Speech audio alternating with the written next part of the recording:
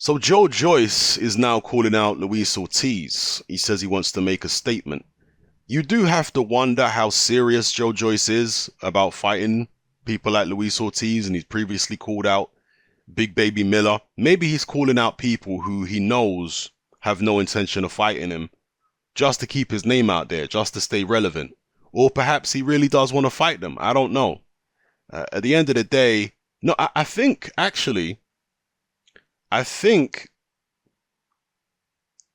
Joyce's promotional team did make some type of approach to Big Baby Miller's team. I think they actually did, and Big Baby Miller said they weren't offering enough money or something like that. Now, sometimes your team can make an approach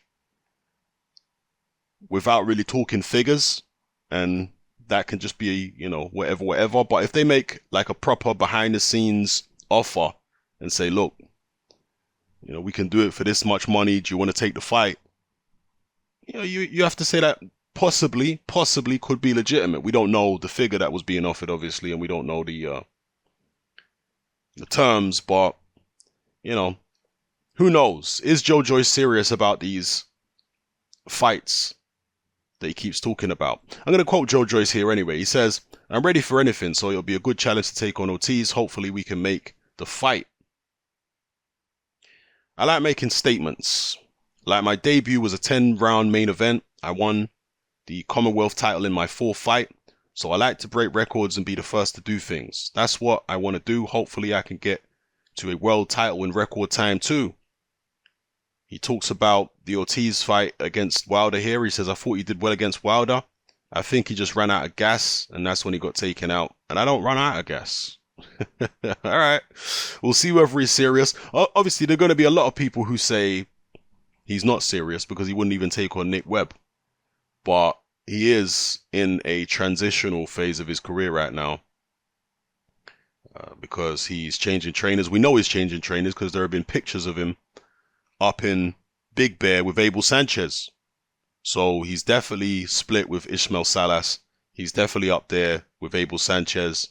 And he said he'd be willing to fight Nick Webb in September. Well, Nick Webb got taken out with a beautiful overhand right by the White Rhino, Dave Allen. So maybe it will be Dave Allen versus Joe Joyce. We'll see. I'm sure Joe Joyce would take the Dave Allen fight. I've got no doubt about that. In fact, I think Joe Joyce was looking... Yeah, Dave Allen, I think, admitted that Joe Joyce offered him a fight for his debut. He wanted to fight Joe Joyce for his debut, I think. He wanted to fight Dave Allen, for his debut, Joe Joyce. It was either his debut or his second fight that he offered to Dave Allen, and Allen turned it down, I believe. Correct me if I'm wrong, but I do remember even making a video about that. So, yeah, perhaps we could get Joe Joyce versus Dave Allen if he's up for that. Although I know Dave Allen rates Joe Joyce highly.